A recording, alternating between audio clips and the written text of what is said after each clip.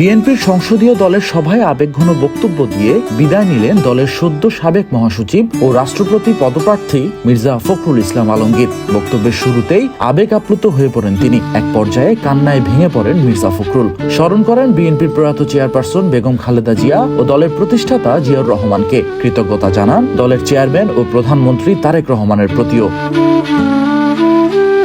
বিএনপিতে যোগ দেওয়ার পর জ্যেষ্ঠ যুগ্ম মহাসচিব, ভারপ্রাপ্ত মহাসচিব ও মহাসচিব হিসেবে দীর্ঘদিন দায়িত্ব পালনের কথা তুলে ধরেন মির্জা ফখরুল। দায়িত্ব পালন করতে গিয়ে কোনো ভুল হয়ে থাকলে কিংবা অজান্তে কারো মনে আঘাত দিয়ে থাকলে সবার কাছে ক্ষমাও চান তিনি।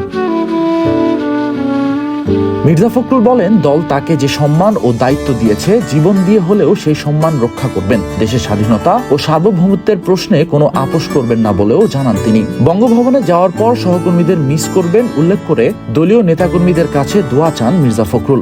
একই সঙ্গে রাষ্ট্রপতি নির্বাচনে তার পক্ষে ভোট দেওয়ার আহ্বান জানান সংসদ সদস্যদের। কয়েক মিনিটের বক্তব্যে 4 থেকে 5 বার কেঁদে ফেলেন মির্জা ফখরুল। এতে সভায় তৈরি হয় আবেগঘন পরিবেশ। আবেগ আপ্লুত হয়ে পড়েন প্রধানমন্ত্রী তারেক রহমানও। রাষ্ট্রপতি নির্বাচিত হলে বিএনপির সংসদীয় দলের এই সভাতেই শেষবারের মতো বক্তব্য দিলেন মির্জা ফখরুল ইসলাম আলমগীর। দীর্ঘ রাজনৈতিক জীবনের এক গুরুত্বপূর্ণ অধ্যায়ের ইতি টেনে এবার তার সামনে রাষ্ট্রপতি হিসেবে নতুন দায়িত্বের সম্ভাবনা। মেহজাদ কালিব, চ্যানেল 1।